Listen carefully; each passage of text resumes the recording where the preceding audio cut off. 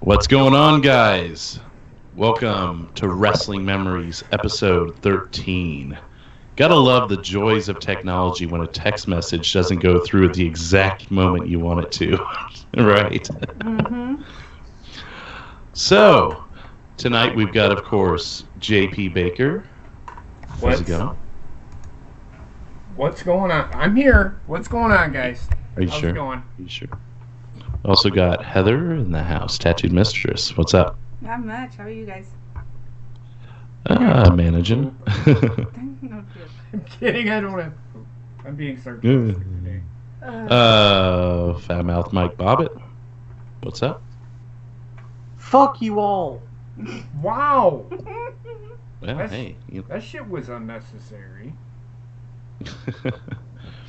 And, of course, as dictated by the Friday night game, our special guest tonight is Encyclopedia. What's going on? Hey guys. Fuck Not much. How you doing, guys? Fuck happened to your hair, dude? It's in the vacuum somewhere. Okay. Just ask. Do you have the same barber as Joe? Oh no. Oh. Why is that a no? He's I got don't the same know, just haircut. sounds good. After 4 months of letting it stay up there, it's time to go. I hear that. Once? I do mine about once a month or so, but we'll save that for the hairdo episode of Wrestling Memories.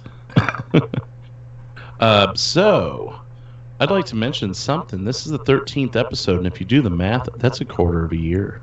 Can you believe we've been doing it this long? 3 months? Good talk. No, I'm Yeah. just trying to figure out in my head. 3 months? Well, 13 times 4 is 52 weeks in a year because months aren't perfect. No shit. You know. I got that. I'm just Aren't saying. perfect. Mm-hmm. Jesus Christ, I just multiplying in my head. Alright, yeah, no, yeah, I didn't.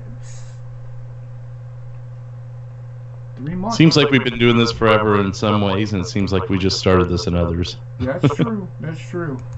I mean, it's not like some super crazy milestone, but I think it's pretty cool. Right? No, I agree. So anyways, our first topic tonight, which actually this topic was brought in by Encyclopedia. Would you like to introduce it?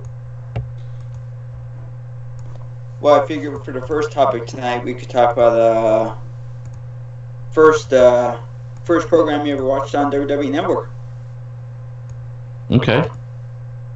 Well, let's go to the guy who's playing on his phone first and ask him. Ha! Caught you, motherfucker. Fuck you, Drew. For me, it would be Legends House. So you got it pretty early then. Well, I mean, it's always been on there, but I assume you've Well, had it. I got it, like, not at launch. I think it was about a month after they figured out what the fuck the problem was. Oh, Because if y'all remember, the first, like, month of the network was a complete disaster. almost And until so, WrestleMania, and even WrestleMania had some hiccups that year too. That was, I think, the last time they really had any major issues. But No, I just don't Yeah. think their still have server. major issues with certain pay-per-views where it freezes up or just outright crashes every 5 seconds. I guess I've just been Now, lucky. I got it like a month after WrestleMania 30 ended, and but yeah, the first thing I watched was Legends House because, well, like I kept seeing the advertisement and it looked fucking hilarious. So watched that, and I wish there was a season 2 to that. I love that show. That was awesome. Well, Was there ever anything? As I understood, it was supposed to be new legends every season. So what was the deal with it? Was it just popular and that's why they got rid of it, just like anything else on the network, or did anyone hear of any other reason? I don't know. It was just that one season. It just ended. Alrighty, well, Heather, what was your first network show? First thing I watched, actually, if I remember right, was the Royal Rumble of '99. Just because, for some reason, I had that stuck in my head. No other reason than that. I'm that kind of weird person. When I get something stuck in my head, I have to do it. Okay. So I go back to Royal Rumble '98. Now that wasn't my first show, but that was my favorite Rumble. Just the whole Stone Cold target on his chest kind of thing just really compelled me at the time, I guess. But I'm actually remind me of '99. Which one was that? I don't remember now, What dude. now? Ask again. 99 was the was that McMahon Vince? one. Okay, I thought it was Vince. Now that I think about it, because then they had the St. Valentine's Day Massacre. Okay, Yeah. you're right. So JP, what was your first network show? Last year's WrestleMania. I didn't get to network until last year. Okay, and you bought it right before WrestleMania with the intent of watching WrestleMania The then? day of WrestleMania. I got the network the day of WrestleMania.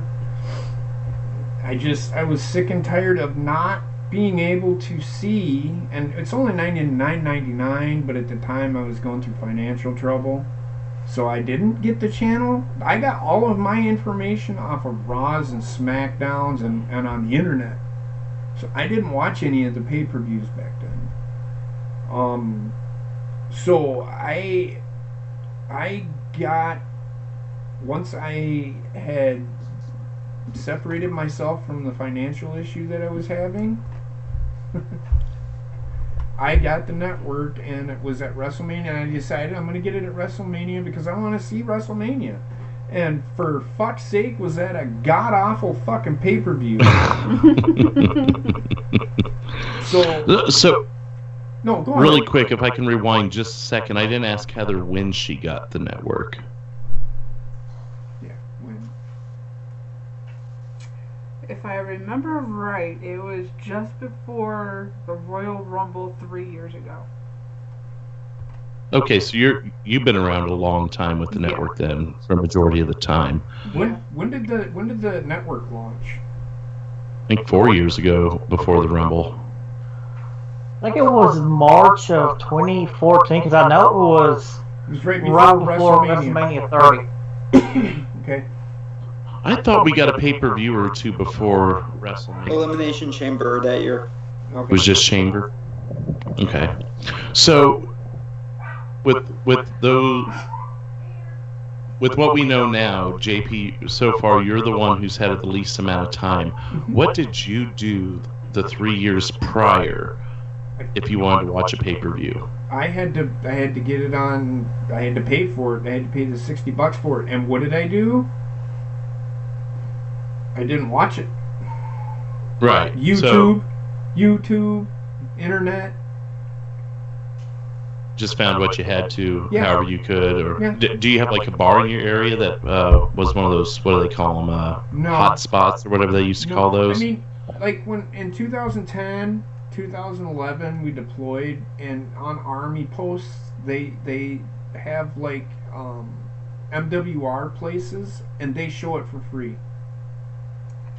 So that's cool. we'd go there, like me and a bunch of the guys that were into wrestling, soldiers that were into wrestling. We went and hung out at the bar and got shit faced and watched pay-per-views. Like the last pay-per-view that I seen was the one where Triple H chained before WrestleMania, that I actually seen when it was on.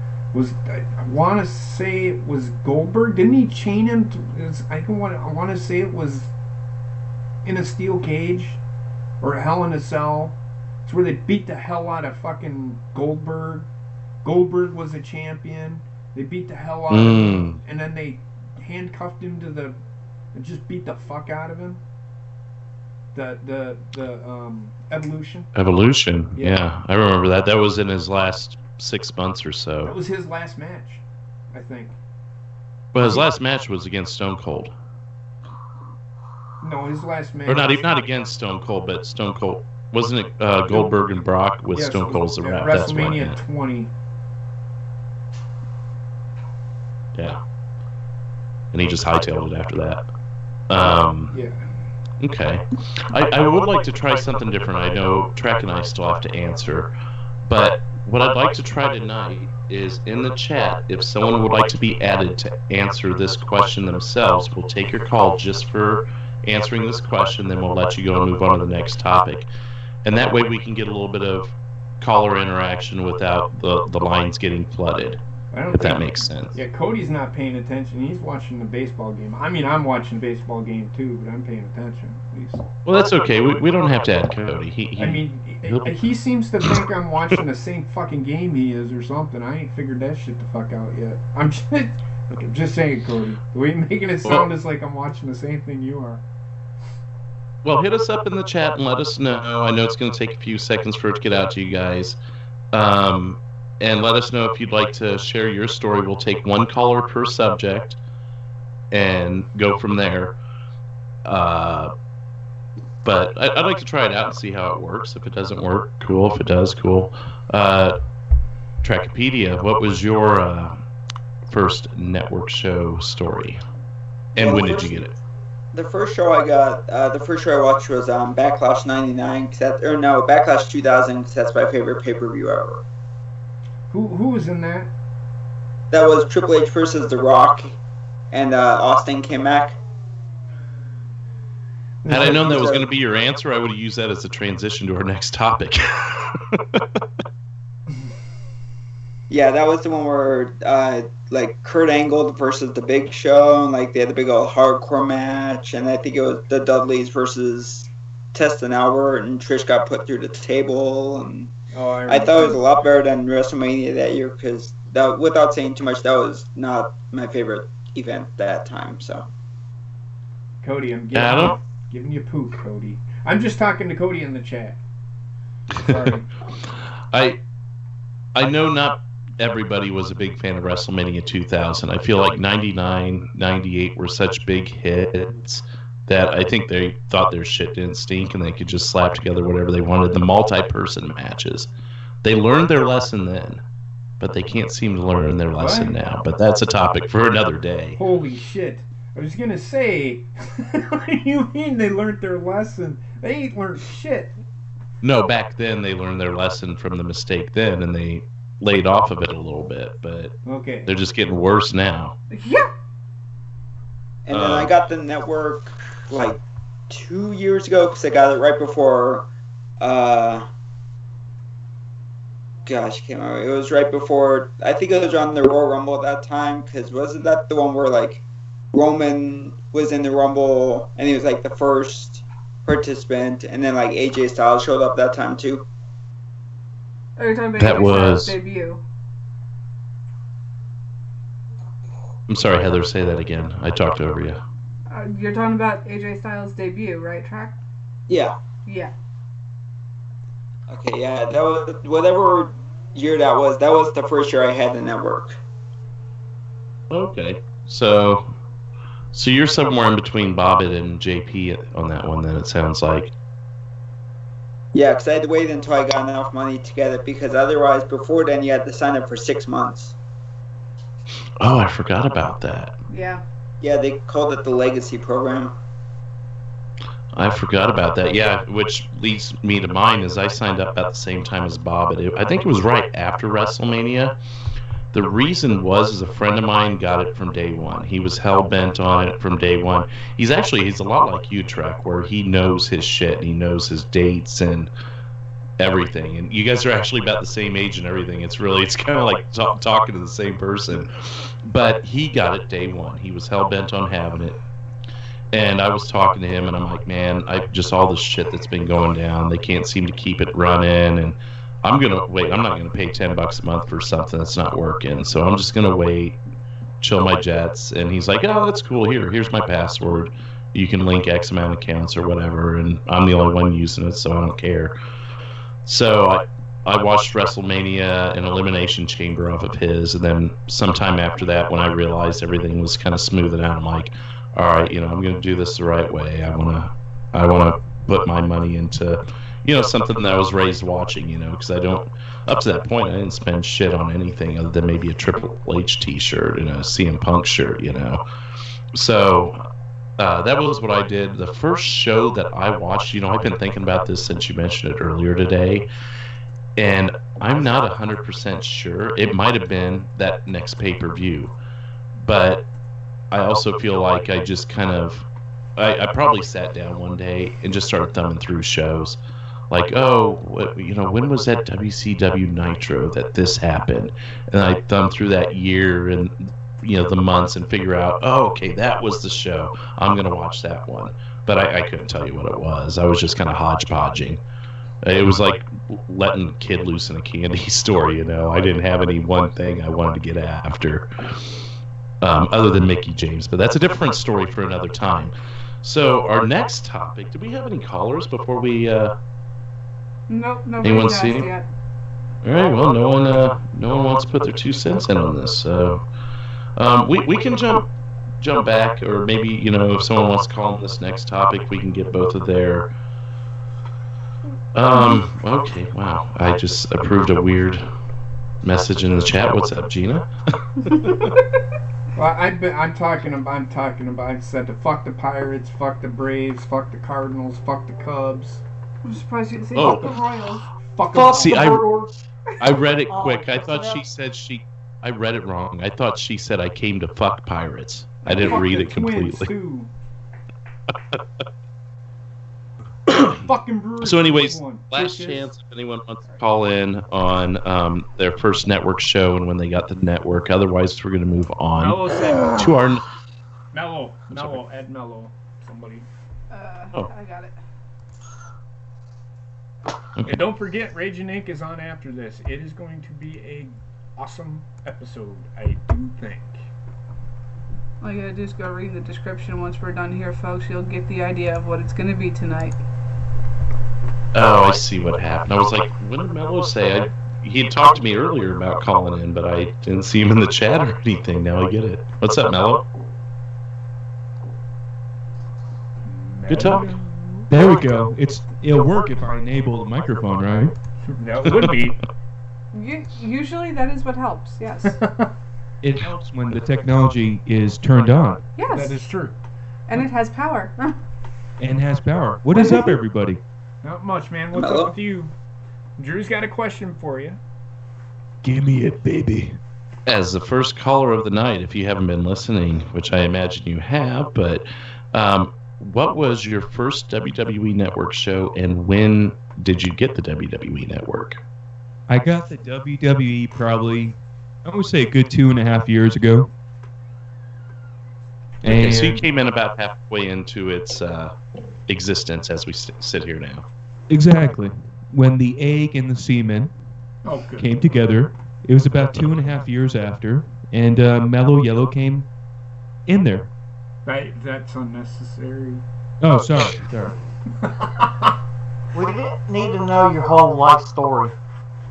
I am 2.5 years old. So I can't remember the pay-per-view exactly. It was probably, I think it was Royal Rumble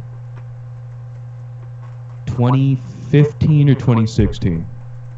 Can you recall what made you get it, I guess? What made you get the network, I should say, so I don't get shat on for saying it the way I just did.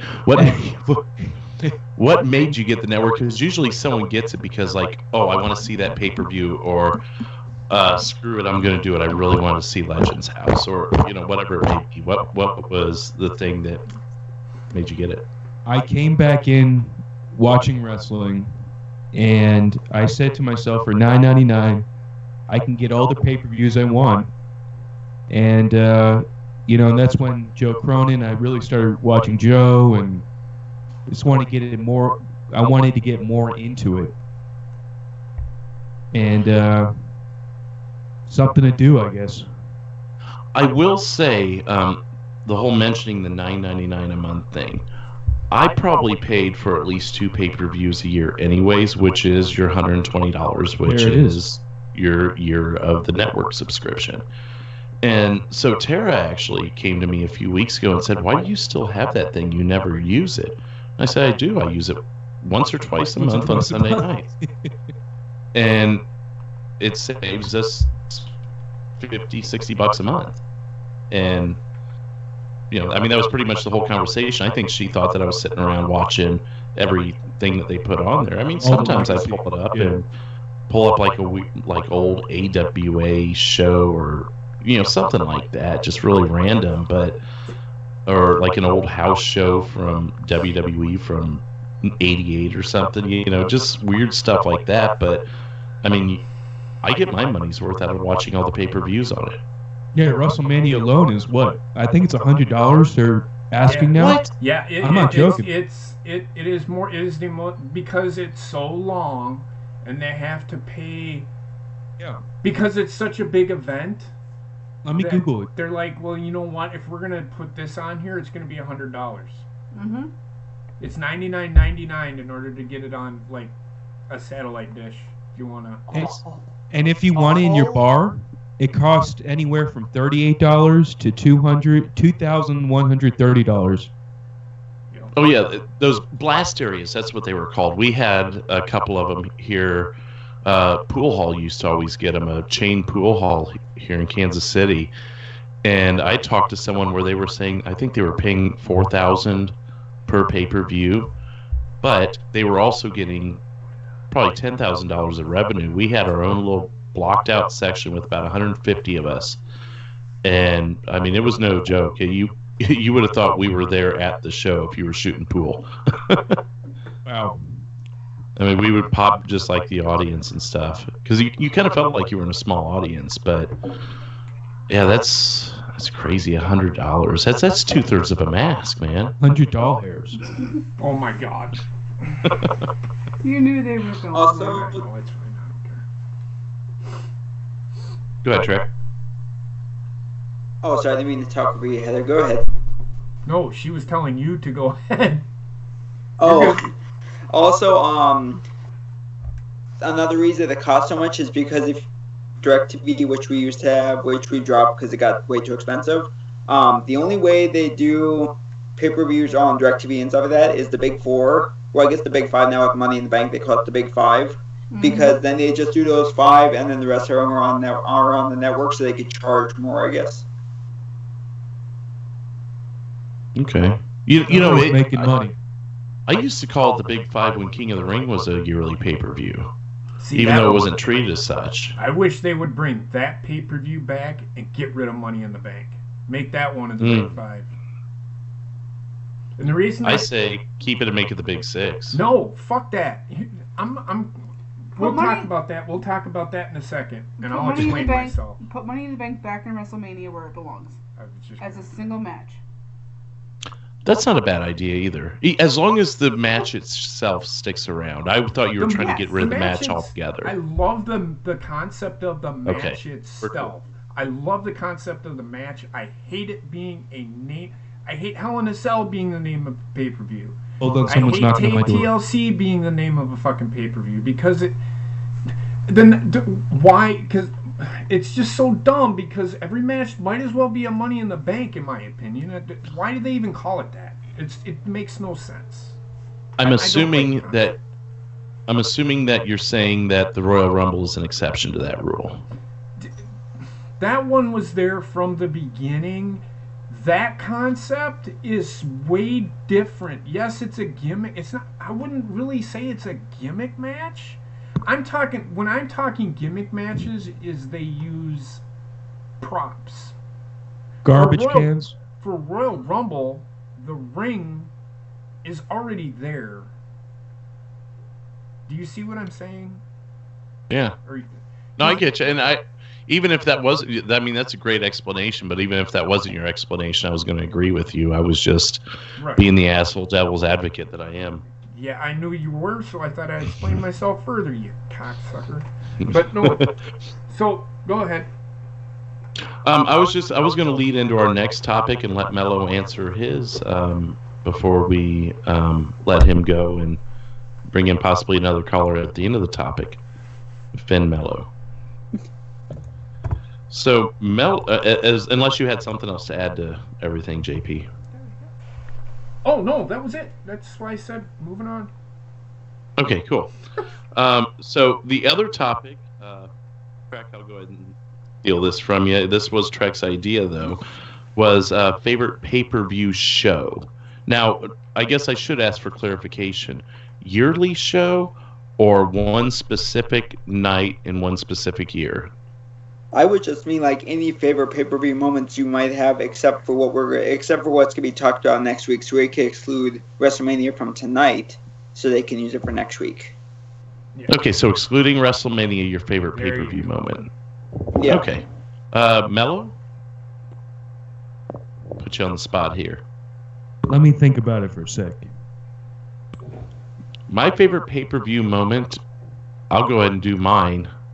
It would have to be, and I know I said this earlier, probably the 98 Royal Rumble.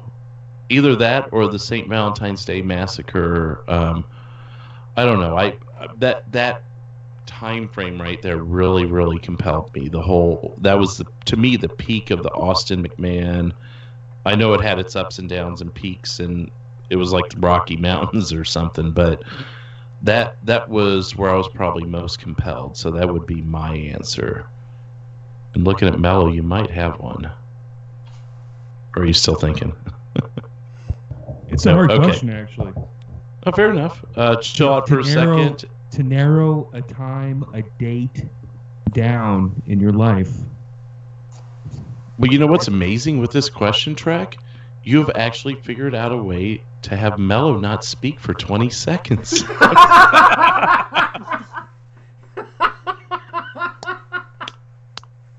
I'm sorry, Mello. You knew it was coming, Mello. He's coming a lot tonight. Oh.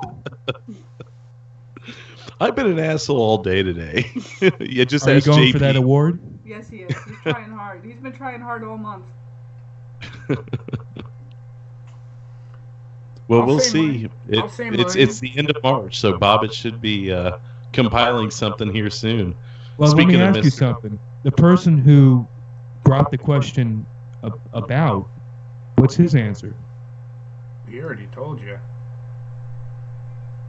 No, it was Trex. It was actually Trex. Yeah, it was Trip. Yeah, I think he already told you what it was. Did he? Yeah. It was the In the reason why previous you got topic, the yeah. network. Backlash 2000. Do you have any further you want to add to that, though? Because I feel like you may have just kind of grazed past it. You mentioned that WrestleMania was not up to your standards, and that Backlash really answered everything for you. But Yeah. did you say Oh, go ahead. specifically what moments there were that Like, made my it favorite- that way? My favorite moment from Backlash is probably when they were doing The Rock versus Triple H, and just all hell broke loose, and like Austin came back, just started taking everyone out with chairs, and then Linda came back and brought back Earl Hebner, and like The Rock won the title. And it just felt like it was the perfect way to end, and then Austin drugged the DX Express in with him. Okay. I'm putting that all together in my mind. Okay. Well, Mr. Mike Bobbitt, what would be yours?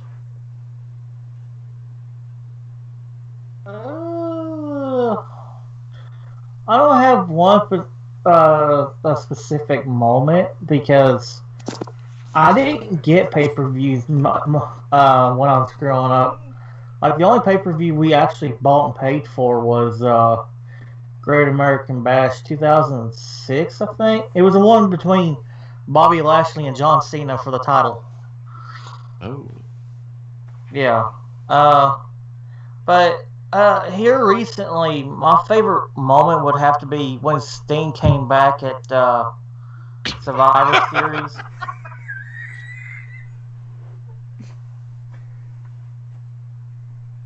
I gotta find The it. hell? I'm done.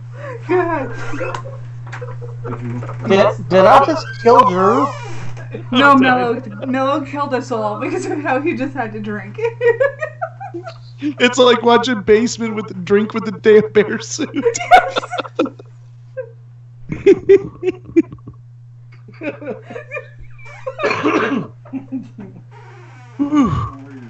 All right, sorry, Bob. I was like, I didn't think that was funny, but That's okay. my microphone. I didn't want to stop you. And another thing, it's not really a moment, but it's more of a specific pay-per-view. It would have to be that Cyber Sunday slot. Yeah, Cyber Sunday. See, I like the concept of that, and not many I do people too. did. Well, the viewership shows that not many people did. And I don't get that, because that was at a time where social media hadn't really become much of a thing, but they were finding ways to make it a thing for WWE. They've always, one thing I can say WWE has always done has gone far and above beyond the Call of Duty to make social media impact the show to the point where it's fucking with it. But back then, I thought they had lightning in a bottle, but apparently the viewership didn't show it. You got me. If anyone can explain that to me, the show is yours. Who has the wheel? Who's going to run the ship? Apparently, no one has an answer for that one. Nobody's got it. We're all perplexed by that. All right, Heather. What would be your answer to favorite pay-per-view moment? This is my favorite. She's actually on mine. Okay, go ahead. Go ahead, Heather. I'm sorry. Trying to tell me I'm an asshole. watched? I'm an asshole. You're not an asshole. You're just a douchebag.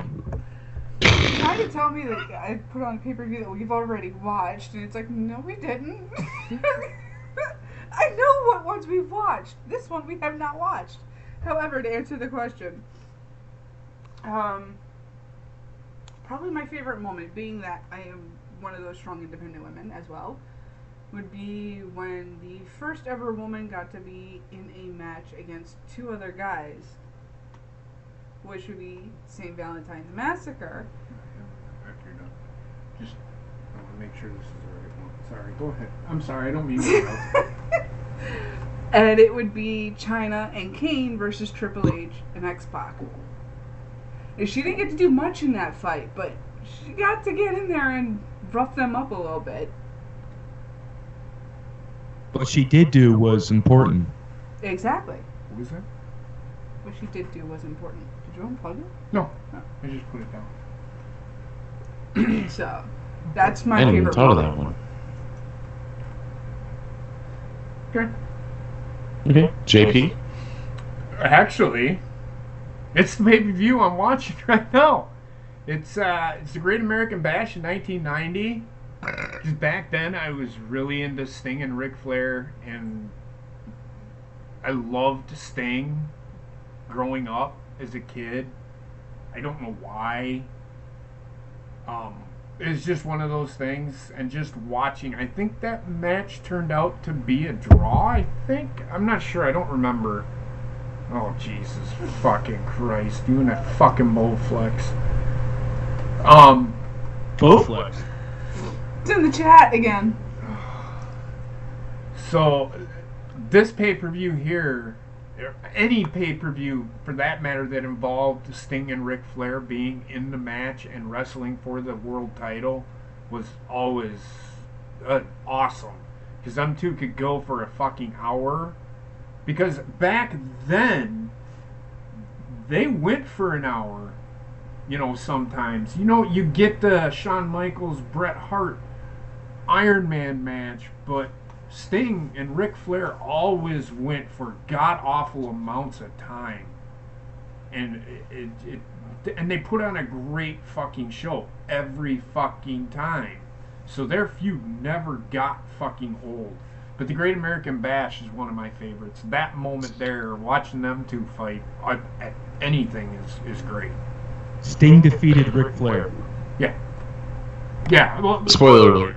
Yeah. If you didn't watch it by now, I'm sorry. Oh, it's alright. I'll still watch it. What's the shelf life on spoilers? 30 years? No. There's no I such think thing it's a as 30-year, so I'm 2 years off. I apologize, everybody. So, I'm curious. This is somewhat off. Well, it is off topic, but Sting and Ric Flair's feud. The last match they ever had was the last Monday Nitro. What did you think of that match, JP? It ended an era. I never thought. As soon as them two were done, I knew that because Sting was never gonna join the WWE because they didn't. You know why Sting didn't join the WWE, right? Because they were not gonna let him use his gimmick. Oh no. No. They were not gonna let him use his gimmick, and he was That's also afraid they were not gonna let him use his gimmick. So they're like, he's like, I don't ever want to leave, which was the biggest mistake because the WWE would have used his gimmick. It's just one of those things. It was I don't know, but Miscommunication. yeah, but that match, even though it probably didn't go 45 minutes to an hour, still told a story, and when it ended, it kind of brought a tear to my eye because I'm never gonna see it again. You're never. I'm watching them hug right now. Yeah, you're never gonna see Sting and Flair in the ring again. Or In a Not match. wrestling. In a match of that, you know. So it was that actually caliber. it was actually pretty. It was a pretty cool moment. You know, one of the greatest rivalries of all time for me is really Chris Benoit and that Bowflex. I'll tell you what, that's one for the ages. Fucking shove that fucking Bowflex up your fucking ass. Telling you. I'm guessing the Elvis toilet after the Bowflex at WrestleMania. Oh, you son of a bitch. Keep talking about that shit. Telling you. Uh-oh. Bowflex, what you gonna do when the Elvis toilet comes for you, brother? Hulk Hogan's coming back, baby. Yeah, I'm telling you. Much into that. I've been saying it on Twitter for the last 3-6 months. Yeah, he's only gonna be at a damn the documentary thing. He's going to be the GM. No, he won't. Brother. No, he won't. Every week you're going to hear, brother. That's what I've been hearing too. Considering this is probably the only word he remembers how to use properly. I don't think he will, man. I really don't. I don't see him. Friendly bets anymore? No, because I don't bet. Yeah, I mean, we could bet like, I don't Wait, know, hold that thought, guest Drew. spot on a show. I don't know. Hold that thought, Drew. You tried betting me with the whole argument that Jinder Mahal lost to AJ Styles the title at a house show. Hold on. Well, we're under the same roof, right? So I'm not really losing money. Just saying. Uh-oh. Just saying. Just saying. You can bet the extra 15 minutes. I want to get another beer, but I'm not wearing pants. Crawl.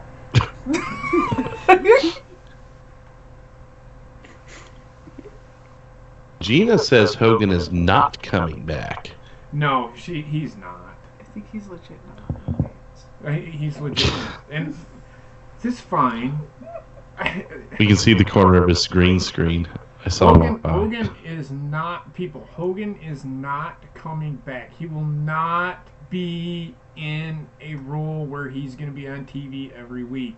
They may let him come back as where he was. They're slowly but surely going to work him back into the WWE, but they aren't going to fucking give him a prominent role where he's going to be on a fucking microphone every other day. Don't count on it. Not after what he did. Because I'll tell you this, if they took the fucking name of a fucking match away from Fabulous Moolah and they bring Hulk Hogan back, WWE's just gonna fucking beat themselves into a fucking hole. Hulk Hogan is our nickel. Well, he may be, but I'm just That was a saying. joke. I know you are. But I'm just saying, you can't have, it's like what's good for the goose is good for the gander. I said this last week and the week before. What's good for the goose is good for the gander. Now, what is a gander? A gander is a female goose. Really? Yes. Alrighty. Well, Mello, I feel weird saying this because I've never hung up on you before, but I'd like to thank you for the Call Mello. We're going to get someone else on the line here in a moment. Maybe I you see can how it hang is. around later on. Come on, man. I'm trying a different format here. And it A sucks. different format. It's okay. Thank you for having me on. Thanks for being It here, feels man. so Appreciate shitty, but it. yeah, hey, man, yeah, we'll talk to you later. Hey, Rage and Ink's on after this. Don't forget. Hey, relax there, Drew. Relax there. Easy guy. All right. Easy boy. All right, guys. We'll talk to you later. Oh, thanks, Yeah. man. See ya. Man, that really sucks. I hate hanging up on people. I don't. I fucking love it. Well, then you're in charge, damn it. Breaks my heart, man. All you gotta do is tell me to hang up on him. I'll hang up on his ass. I don't care. Oh, man. I like Bobbitt's hat. So, anyways, right now we have Gina on the call. Well, how's it going, Gina? What's going on, guys? Hi, Gina. Hey, guys. So you were quite vocal in chat a moment ago about Hulk Hogan not returning. Would you like to elaborate a little more on that? I have been reading a lot of rumors and all that stuff, and from what I understand, there was a... Hold on, let me turn my fan off because I can't hear shit right now. But That makes no fucking there was an interview with Mark Henry that took place maybe about a week or so ago, and they asked Mark Henry flat out, and as you guys know, Mark Henry has a lot to do with, creative and all the behind-the-scenes stuff going on in WWE right now. Yep. They asked him flat out, is Hogan returning? And Mark Henry said that he does not see him coming back right now because the smoke has still not cleared from his last controversy. And the problem with Hulk Hogan is that there's always controversies. He'll lay low for like a year or two, but then he does the same shit all over again. So he can never be a GM because a GM is constantly in the spotlight. And WWE, in my opinion, they would be ridiculous to put him under a spotlight because he fucks up literally all the time. What was his last fuck up? Maybe this is just ignorance on my part. The N-word again for like the 50,000th time. How recently was this? This was what? When Heather, Toughen Up was on. No, he just did it like within the past year, I thought. That was just like... He was supposed to be at the last year's WrestleMania. So it's almost like in a year. Within a year. So the last time he said it is what they're talking about. Either that got past me, or people just really don't give a shit. Which, if people don't give a shit, then why are we worried about him being at WrestleMania? That's kind of my thought. He's Here's not going to the be thing. at WrestleMania. Oh, I'm sorry, Gina. Go ahead.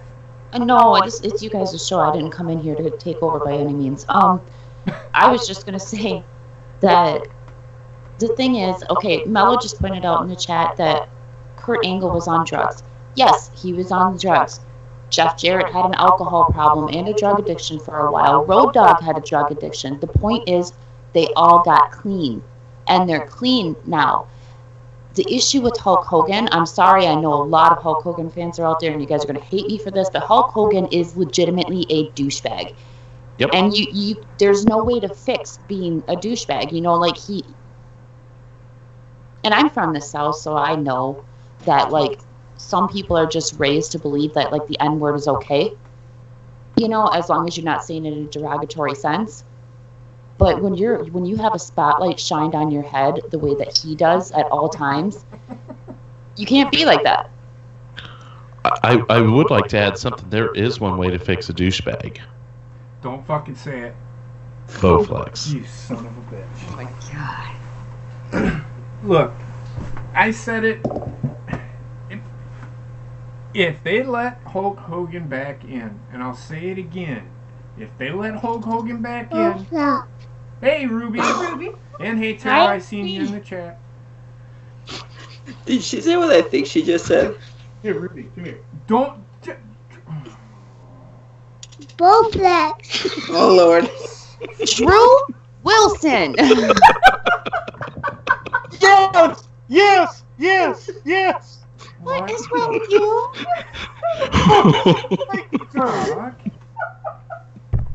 I love this Sweet show. little innocent angel say something like that. Good grief. Bowflex for Hall of Fame.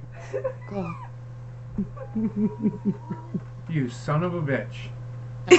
That was so low, man. Evil So- lines, dear God.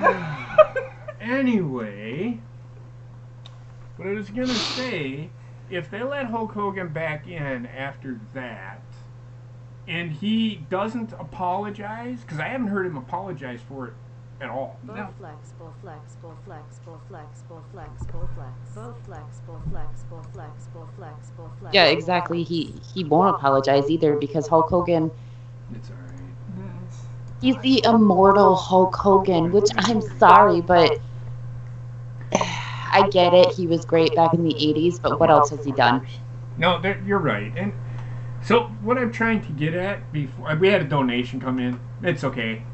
Don't worry about it. Bowflex. Thanks, Mello, you cocksucker. For $1. Just kidding, man. So That's what I gotta say about again, and I'll reiterate, and I'll keep reiterating, if they're gonna let Hulk Hogan back in, Drew, don't ruin my daughter. Yeah, Drew, don't ruin my mascot. So if they're gonna let Hulk Hogan back in after he has not apologized, then why in the fuck did the WWE cave in on the Fabulous Moolah thing?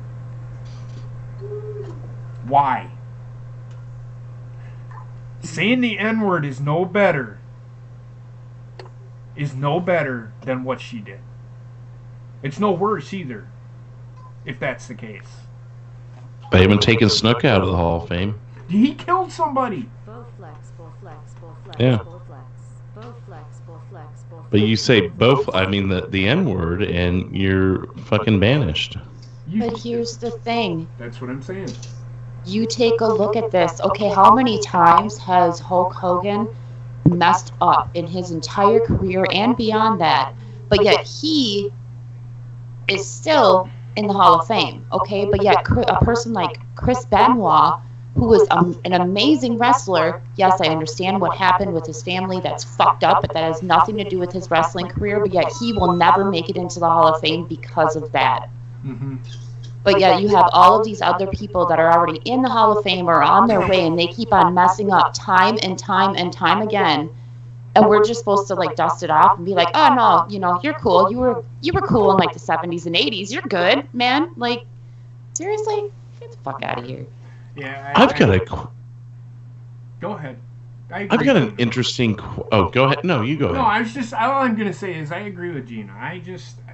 If you're gonna let somebody in the Hall of Fame, let them stay in the Hall of Fame. But you can't. I hate beating a fucking dead horse because it's consistently what's been going on. People want to sit here and argue, and I'll just throw back at their face. Jimmy Snuka, Jeff Jarrett, Chyna. Well, she isn't in there. No, but she's actually more forgiven than Hulk Hogan is. And she's not even in the Hall of Fame. Why? Which is bullshit. Yeah, bullshit.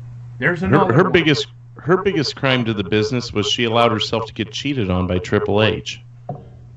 I understand that, but that's not her fault. No, but you can't deny that that's not part of. Did I say that it wasn't? No, I know. I'm just saying. They fucked her over. In more ways than one. So I've got an interesting question to propose here. Since we're talking about wrestling, where people, you know, the average person that looks at the Hulk Hogan thing is like, ah, fuck him, you know, he's a wrestler anyways, whatever. What if Joe Montana said the N-word? What if Joe Montana killed his family? And I'm not saying he ever would. I'm just being hypothetical here. But what if he did one of those damning things? Would the NFL take him out of the Hall of Fame? Probably. They banish him from Yeah. the NFL. They banished OJ from the Hall of Fame. Yeah. Okay. That's a good I mean, point. I honestly think that they should, just because, I mean, yes, like I said, I'm from the South. I understand that some people were raised thinking that it's okay to say the N-word as long as they're not using it in a derogatory sense or, whatever, but I'm old-fashioned. I believe that that's just not a word to use. I mean, whether you're talking to your friend or not, but some people don't agree with me, which is fine, but let's face it. I mean, a lot of times, like Hogan, for instance, when he's saying the N-word, he is meaning it kind of like completely derogatory. It's not like he's sitting there talking to a black friend and, I'm sorry? It's not like he's sitting there talking to Booker T. Exactly. But here again, in my opinion, I'm going to come back to the goose and gander thing again. If you can't use that word. If I can't use that word, you can't use that word. Not fair. Being famous should not change the fact of what you should be allowed to say and what you shouldn't be allowed to say. Like, that's a moral code for everybody. Well, in my opinion, I don't care what context that word is used in. It shouldn't be said anyway. Exactly.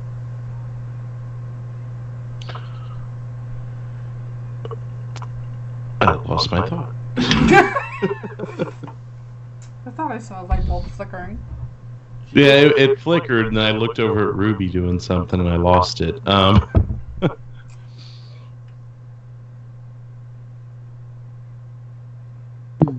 Nut bunnies. Nut bunnies. What?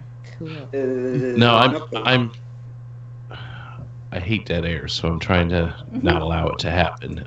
Please, someone talk, because I'm losing the thought completely. Did you guys see the reported statue that they're going to give the winner of the female battle royal? It looks like a uterus. It looks like a literal uterus. Yeah. We'll come back to that. I just had it come back to me, though.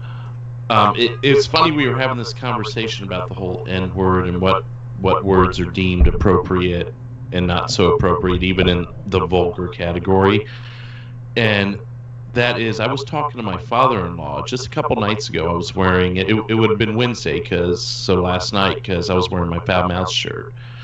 And I wore it over to their house. I was grabbing something they took care of for me, and my father-in-law goes, so what's that on your shirt? And I'm like, oh, and we all know who Foulmouth Network is, so I really don't need to go into the whole description of it.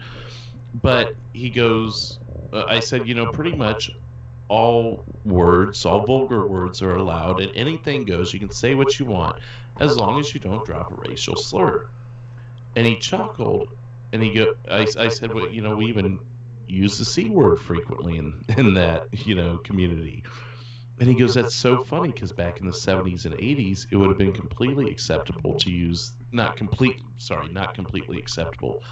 It would have been more acceptable to use the N-word than to say cunt. Yes. And it sparked an interesting conversation amongst us.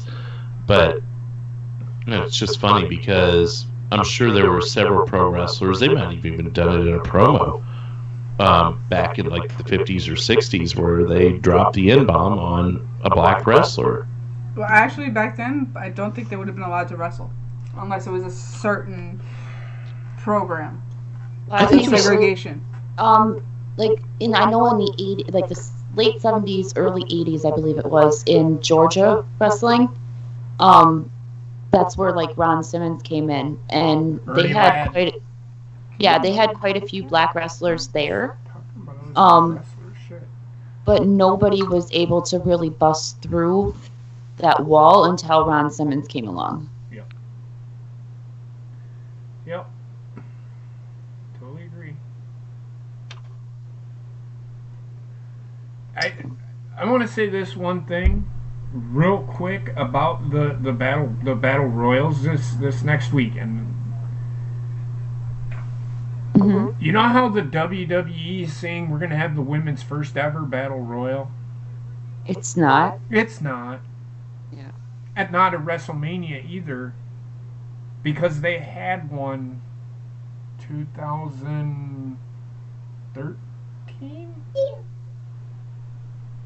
Didn't they have another one like 2005 already too? I believe so. Yeah, it was something like that. It was a 20-woman battle royal. What the hell happened here? Yeah, 'cause I think I remember like Trish Stratus and them being in it. Oh, he's just okay. Are you showing us a DM? Well, I mean, yeah, kind of. It was a tweet that was DM'd to me from Tara. John Cena wants to be in The Rock's Fast and Furious movie, and we need him to join the family like yesterday. Not to derail the conversation here, but we can get to that as soon as you guys are done talking. I just wanted to pull it up there. If it gets him out of WrestleMania, I'm okay with it. That way we don't have to see The Undertaker. You know, For those of you who don't know, Hello Giggles is Zooey Deschanel's thing. So that's pretty much Zooey Deschanel tweeting I don't that know out. who the hell Zooey Deschanel is, so. She's on New Girl. She's a good actress. Oh, that's Zoe. Okay. Bobbitt, that's not gonna happen. Don't need to respond, man. I was being sarcastic. You know, the problem with like John Cena, he has the ability to be a good actor if they give him a proper role. You know, I mean, he was okay in The Marine. I absolutely loved him in what's it called? Was it Sisters? Yeah. Where he just was like I think he was a drug dealer or something in that movie. But those comedic roles like that, he does a really good job in too. Well, it's because he is a comedy act. He was really good in that one movie where he was a wrestler and he was teaching his younger brother to wrestle. I can't remember. Oh, Legendary. That was a good. He was good in that role. But I mean, then again, that's something, you know, that obviously with his career, it probably wasn't too hard to put that role, like to act in that role, you know, because it was basically just like going to work every day. But not entirely, because he was a recovering alcoholic and all that. He had layers to his character. Not only that, yeah, the wrestling that they did in that movie is not the wrestling John Cena knows. Well, he did it. That's true. That's true. He played football in high school. He also wrestled. Now that you mentioned, like, that probably is one of my favorite ones that he's been in so far is Legendary. I am looking forward to that. What's it called? Blockers, I think it is, that they're coming out with. Well, originally it was called Cock Blockers, and then they were like, oh shit, we can't use that. SJWs. It didn't spell it out. It just had a picture of a silhouette of a rooster and blockers. I mean, come on, people. But we can do Don't Trust the Bee in Apartment 23. Exactly. Yeah. I'm really looking forward. I'm sorry, ahead. Chuck. No, Chuck, go for it. Well, considering there was a show on CBS called Stuff My Dad Says, and it came from a book that's called like Shit My Dad Says. Yeah. Yeah, they've gotten away with a lot worse. So, you know, Gina, we haven't heard your thoughts on the couple topics we had on the show so far tonight. When did you get the WWE Network, and what was your first show that you watched, or what really brought you into getting it? I want to say it was shortly after it, like, they came out with it. I'm going to say probably like 3 or 4 years ago, I think. Then again, my time span is off, so for all I know, it could have been 7 years ago. I don't fucking know. But But pretty early on in the first few months is what you're saying? Yes, and Okay. the reason why I got it, I believe it was like WrestleMania or something like that was coming up. And Austin was a huge wrestling fan at that time, and so was I. So my dad was actually the one that got it for us initially. He got it for Austin. So yeah, but I mean, that the network has been just, my son's not really into wrestling that much anymore, but I still am, so I use it like literally all the time to watch old matches, and I like some of the shows that they have on there. Right. What shows? Like, you know how they have the non-retro shows, the news shows. Mm-hmm. What is one that drew you in early on, or maybe nowadays that keeps you keeping it? I love Unfiltered with Renee Young. I've heard you say that before, and I've never watched that one. I love that one, and then I also I I think it's Table for Three. I like that one. And then actually what originally got me into watching the shows was a show called Breaking Ground, and I wish that they would have kept going with this show. They canceled it. But it was about NXT when like Finn Balor and Big Cass, Enzo, like all of those superstars were down in NXT. They followed them around and kind of did a day-to-day experience on what they went through in order to get to the main roster. I will say I do like Table for Three. Do you realize the one that Roddy Piper did was just a few weeks before he passed away? I think it was released the same week just by coincidence. Yeah. And so that one was a really interesting one, and I watched it. I want to say, did he die before or after it was released? Do you guys recall? I believe Right it was before. after. I thought it was after too. Okay. So I feel like I watched it, or maybe it was another one with some of the old timers, but there were some really good. Oh no, I think it was Kevin Nash and someone else. But some of the old. Oh, this one night we had a hotel and we were partying until 5 in the morning, and the cops showed up at the hotel lobby, and those stories. I just love those stories. And that's what I love about the Hall of Fame is you get an old timer like when Ric Flair did his speech and he was telling the stories of the road. I'm like, that's the shit I get into. Yeah, I love like Legendary. Or no, not Legendary. That's a fucking movie we were just talking about. Okay. Legends, I think it's called. I don't like JBL, but I like the aspect of the show. Right. See, I like Storytime. But they actually have animated series along with the storytelling of the superstar. Is that the TV17 or TVMA thing? Yeah. Okay. It's only on the network. I never really watched that one. I'm gonna have to give that one a shot. You're gonna have to, yes. It's actually pretty funny. They get like 3 or 4 people within the episode, but the stories they tell, fucking awesome. They're hilarious. Wait, I think I might have seen one episode on there. Does Ric Flair? Yeah. It's like Ric Flair and a couple of other superstars. They're talking about like how Ric Flair's been in like 7 plane crashes. I can't remember if it was on that show or if it was on something else I was That was watching. probably on Table for 3. Jake the Snake told a story about when, who was it that they had the snake and it bit him in the eye, and Randy Savage. Some jobber. It was funny. It was one of the referees. Yeah, that's what it was. It was hilarious. It's actually pretty funny. And Big Cass is on there telling a story about how he Burnt a pizza. and Dean Ambrose was actually living with him at the time. There's a show on there called Legends of Wrestling that was on when they had the 24/7. Oh my gosh! The Yes, the pay-per-view thing, MSG network. Yeah, it's such a good show. I wish they brought it back. Like Mean Gene would host and JR hosted, and like Lawler was talking about he broke Paul Heyman's jaw and stuff. It was a really fun show. It was a round table show. I watched all of those repeatedly. Yes, even though it's not a network original, that is by far the best non-live wrestling show, in my opinion, that WWE has ever put out. I mean, something about 5 guys sitting around a table, smoking cigars, cigarettes, drinking whiskey, whatever the hell they want to do, and just bullshit. I mean, if you look closely, you'll even see that JR's ashtray is dirty. Yeah. And it's like, oh, he smokes. Oh my gosh. But he always like tries to hide his pack of cigarettes, and you can half see him, and it's like, okay, dude, either own up to it or don't. We forgot to mention two shows that I feel deserve to be mentioned. Well, 3 actually. Go ahead.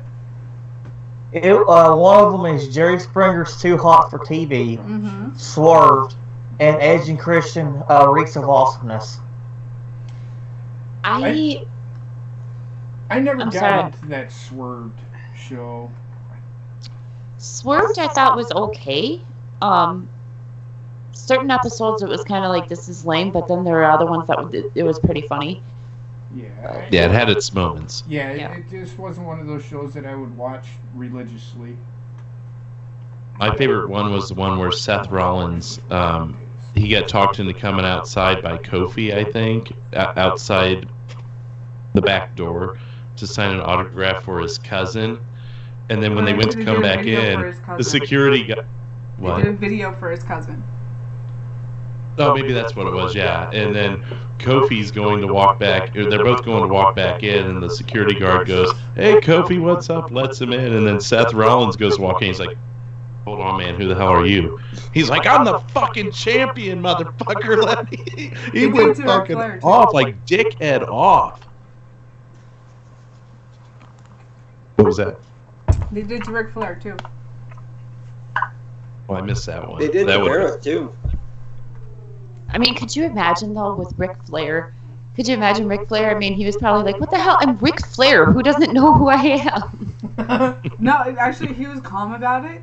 Calm about the entire thing. He's just sitting there. It's Ric Flair. You're going to check your list again. And no, you're not here. Okay, what's your name again? Sorry, sir. It's fuck and off. And then he walked away. Oh, my God. You guys have to watch it. It's great. So see, that'd And be that was funny. swerved. That'd be funny to me, because that sounds like something I would do to somebody.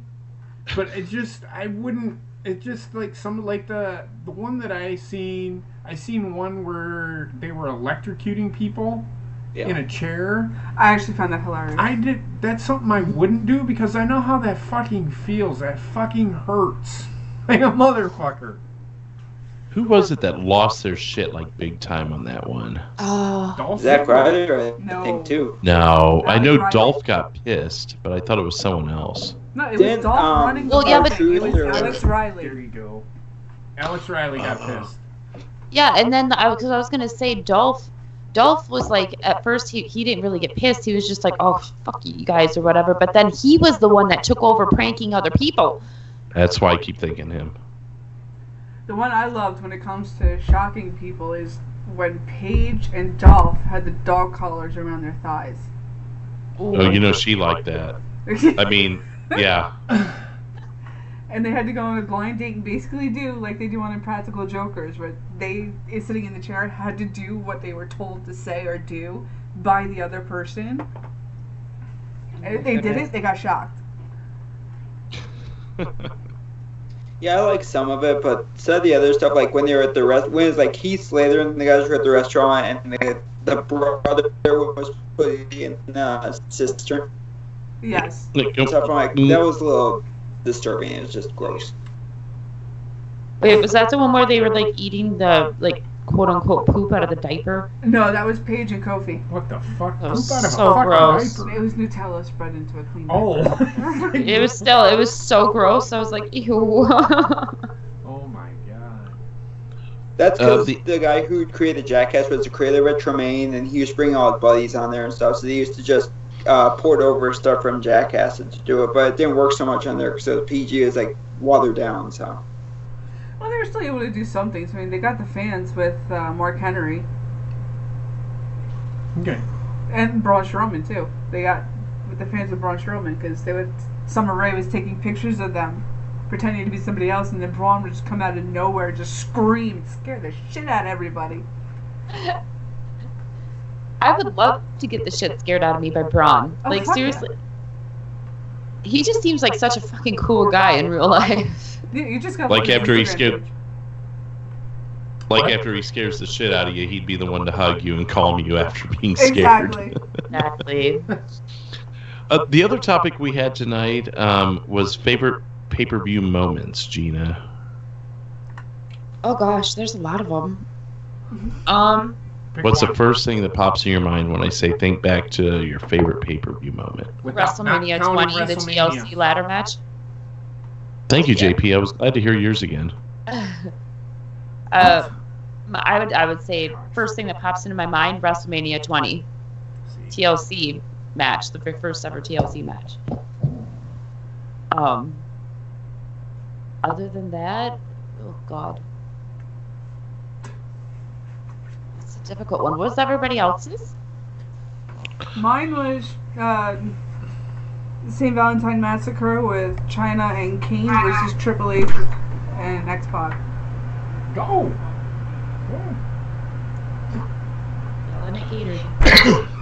I had Royal Rumble 98 and the week surrounding it, just in general, the pay-per-view surrounding it. Mean Mark. Now, correct me if I'm wrong, because I'm really bad with like remembering the names of pay-per-views and stuff like that, or even if it was on a pay-per-view. But when Jeff Hardy climbed the Titantron and went onto that scaffolding, was that pay-per-view or was that was Raw? Okay. Yeah, it was Raw against Randy Orton. Okay. I think the Intercontinental title was Yep. Yeah, because Drew, we were just talking about this last night, and I was like, I can't. In my mind, it was bugging the hell out of me because I couldn't remember if it was on a pay-per-view or if it was on. Oh shit! I'm sorry. I could have answered that. I must have been off in my own world when you mentioned that. I'm sorry. There were points when you guys got off to talking about stuff, and I kind of like. Daydream. It was 2 in the morning. Usual? It was no, it was night dream. It was 2 in the morning. No, you weren't night dreaming. You were too busy messing around with little button things for your stuff. Oh yeah, that's right. I was screwing around with OBS. So Yeah. Dumbass. But Gina, Yes, my Jeff. answers were Cyber Sunday and when Sting came back at Survivor Series. That was a good one. Actually, I don't remember what pay-per-view it was. You guys have to excuse me, but when it was Triple H, it was I want to say it was a WrestleMania. Just can't remember which one. Triple H versus The Undertaker with Shawn Michaels as the special guest referee. Yep, WrestleMania 29. 9, yeah. That was probably one of my favorites. Well, Just- I'm not taking your call next week. I'm just kidding. Actually, it was 28. No, it wasn't. Okay. No, Yeah, that's 29 you're was right, Undertaker, you're right, CM you're Punk. right. You're right. It was CM Punk was 29. because Punk Yeah. had the last loss of the streak. That was probably one of my favorite pay-per-view moments, just because not only was the match really good, but it was the ending. The ending of the match is what kind of sealed it for me, because we were discussing this kind of last night. I was with Basement and Cardinal, and we were discussing how, like, for instance, the Hardy Boys, like, some of those moments that they had are going to be, they're going to stick with you forever. So for me, that match and seeing those three walking up the ramp together, arm in arm, that'll stick with me forever. The "I'm sorry, I love you" from Ric Flair is one of those moments for me. Yep, I know we're yep. kind of getting off on a new topic somewhat, but that's probably one of those lasting moments for me that you knew that you had about 10 seconds left in the career of Ric Flair. Yeah, we can talk more about that next week. Absolutely, because we're kind of coming up against it. We still got 15 minutes of JP saying goodnight to everybody. So we probably ought to start giving it the wrap. Well, actually, I'm going to go give you guys a little bit more time and go have a cigarette. So, have fun. Okay. If it takes her 15 minutes to smoke a cigarette, I want to fucking take a picture of this. Go ahead. It's Marlboro 500s. Yeah, exactly. The cigarette is 5 miles long. All that's left is the big old thing of ash just hanging down there. So I guess we could go the rest of the way around the table on that one of moments that'll stick out in your mind forever. 3 of you that are left, just whoever wants to speak up first. Well, I mean, moments that'll stick out. For me, are you talking pay-per-views or are you just talking in general as far as wrestling? It doesn't matter. All I right. mean, it could have been the As far as- ECW show from 2006. Whatever sticks out in your mind. As far as wrestling goes, what sticks out in my mind and one of the memories that I'll never forget is the day that WCW, like we were talking earlier, when Shane McMahon showed up at fucking WCW. And when Vince come out and he said, I purchased you gotta take and grab it by the throat. That whole fucking... And then Shane come on there and he goes, it isn't McMahon on the dotted line, but it says Shane McMahon. And I'm like, what the fuck is going on? Yep. That was a great moment. That moment will stick out in my mind forever. We all knew going into that show that it was the last Nitro. Right. That there were press releases before, right? I didn't know that they were going to actually show up on WCW, though.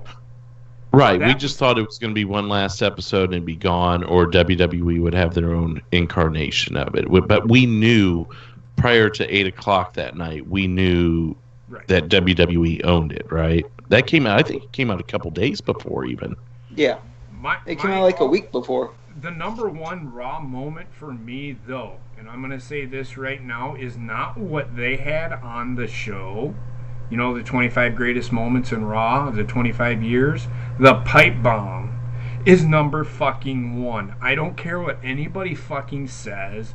When CM Punk sat down on that fucking stage, laid into fucking Stephanie, laid into Triple H, laid into Vince, laid into John Cena. I mean, he laid into everybody that has made that company what it is today. When he did that, that moment there is like, why is this guy not? And I know why he's not, or wasn't going to be, because he wasn't a company guy. That should have been your number one guy from the get-go. Not John Cena. I hate to say it, Bobby, but not John Cena, CM Punk. Because what he said was what fucking Stone Cold Steve Austin said 9 years prior? 8 years prior?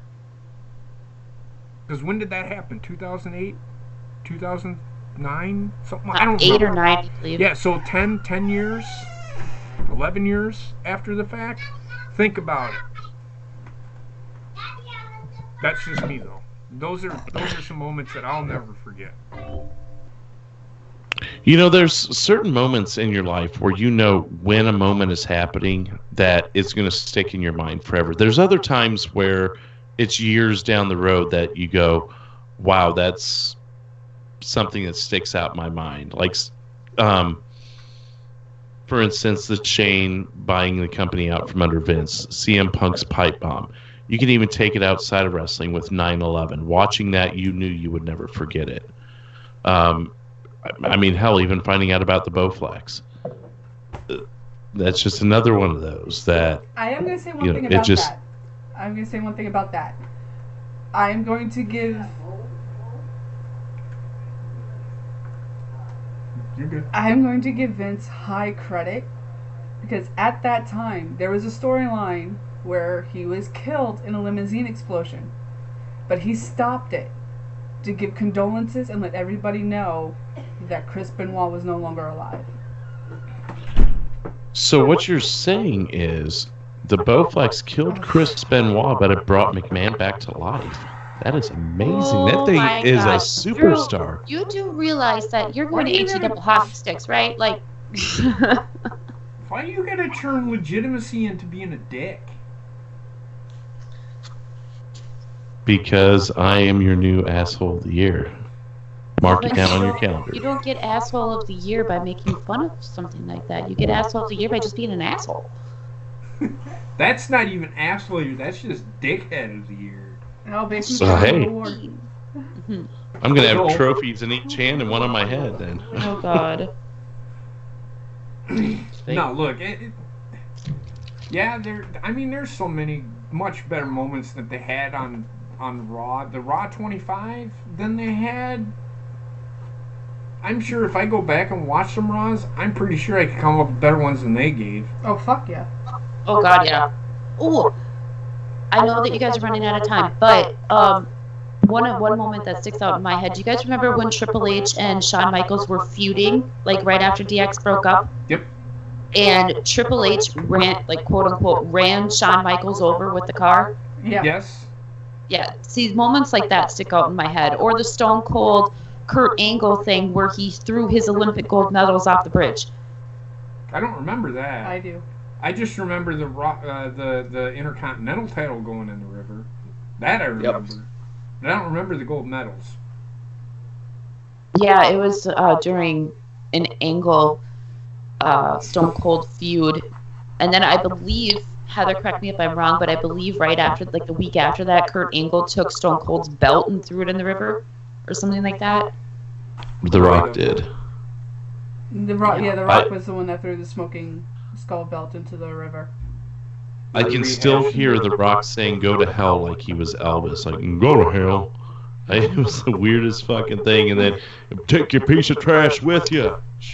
They were rehashing enough he's wearing it. Yeah, they were rehashing the Intercontinental title feud when Stone Cold said, "Fuck this, I'm going after the other title anyway. Here you go get it."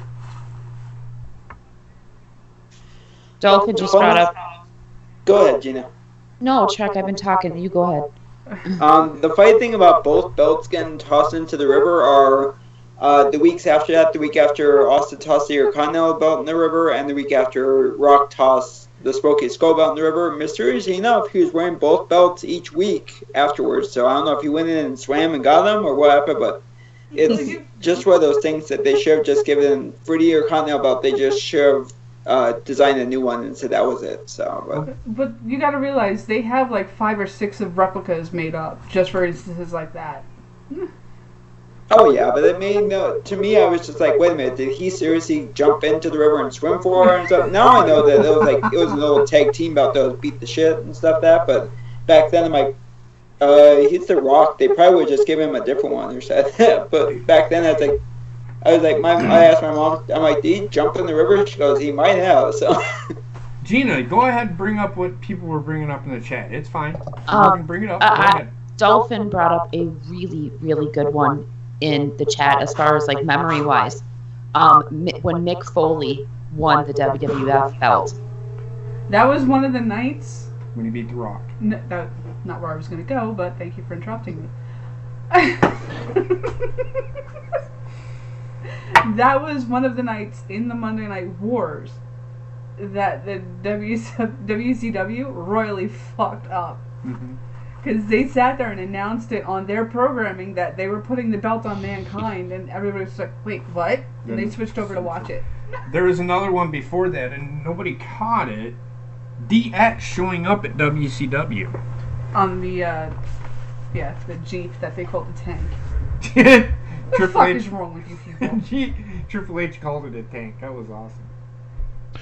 Earlier, Merge mentioned his moment was Ultimate Warrior holding both the Intercontinental and WWF Championship at WrestleMania 6. That was his match. Just gonna say. It's a moment for him. And that's and I understand that.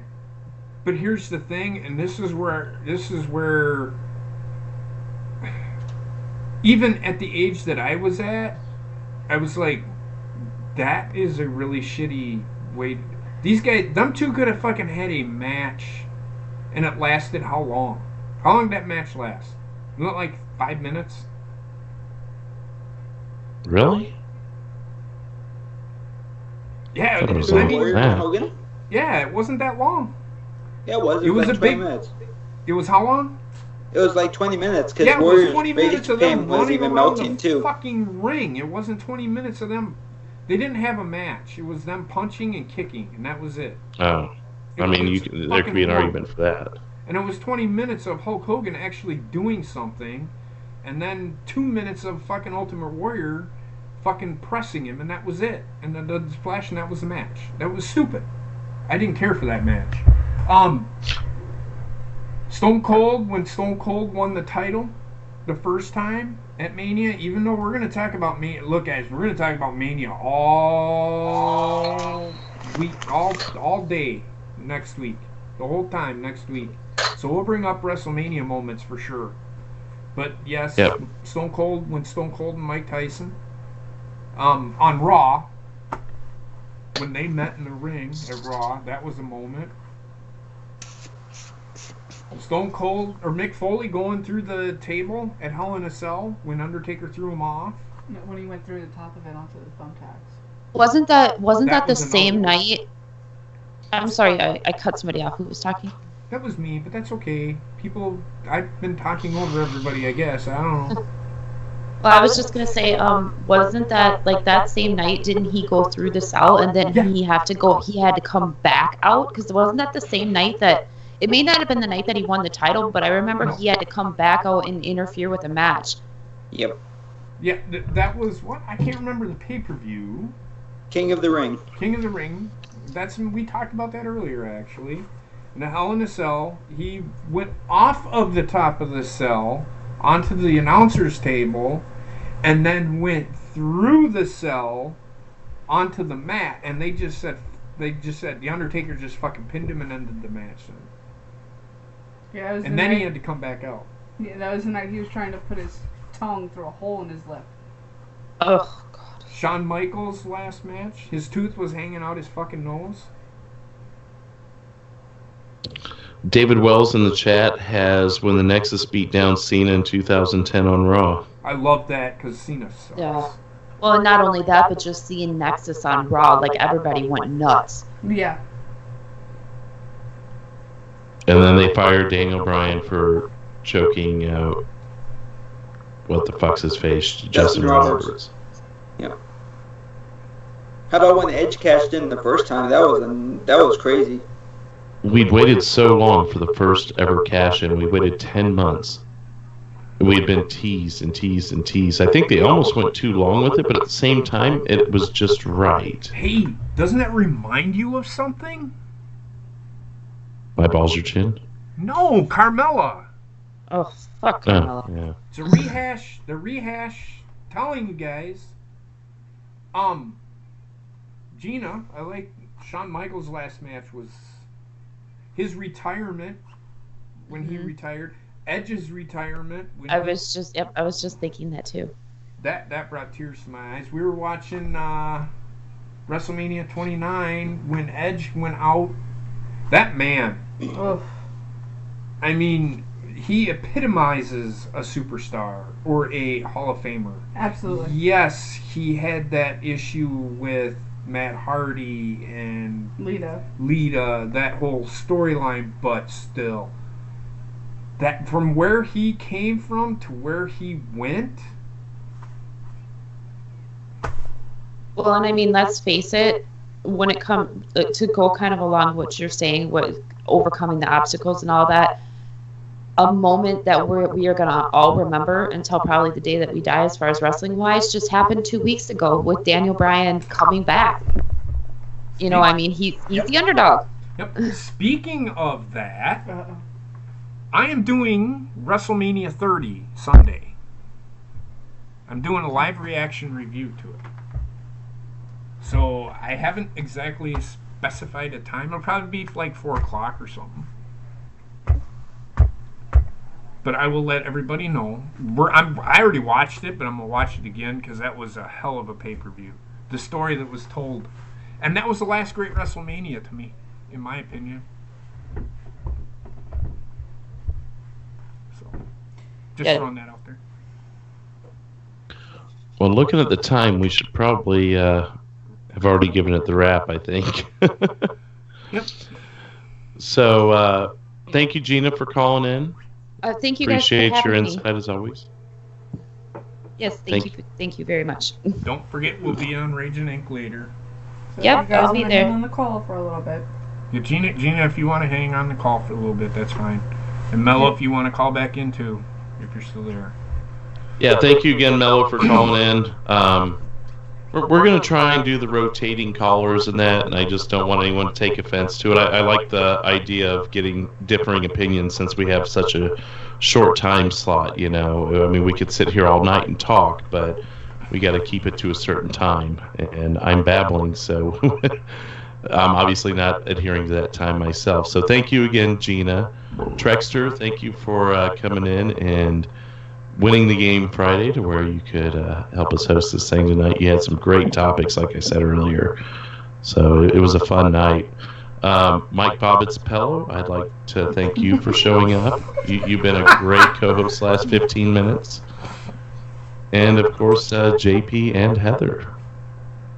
Don't forget, we will be doing trivia tomorrow. And did you figure that out? You and Bob have figured that out? She has not messaged me about it yet. All right. Well, I was gonna be part of the trivia. I wasn't even gonna be involved in the questions. So I was gonna be in the trivia. I was gonna be the one answering questions, just for fun. So. But that's awesome. all. So we're gonna do trivia. So if you guys want to fucking join, DM me, Heather, or Bobbitt, or anybody, and they'll DM me, Heather, or whoever. Just, you guys, if you want to join, you have to DM me. I can't just wait until last minute. DM me. It'll be fun. I'll be involved in it. Trekster can't be involved in it because he won this last week. So we'll do that. And then Saturday, I'm not doing anything. And then Sunday, I'm doing the WrestleMania live review. That's all. Love you guys. Talk to you later. And make sure you guys go watch Raging Inc. here in just a few short minutes, I would assume, or Yes. okay. Yep. So I go over to the Tattooed Mistress channel if you want to hang out and chat and continue your conversations that are going on now, or whatever you want to do. Everyone will be over there here in a few. So thanks again. This was Wrestling Memories, episode 13, and we'll see you later. Cheers.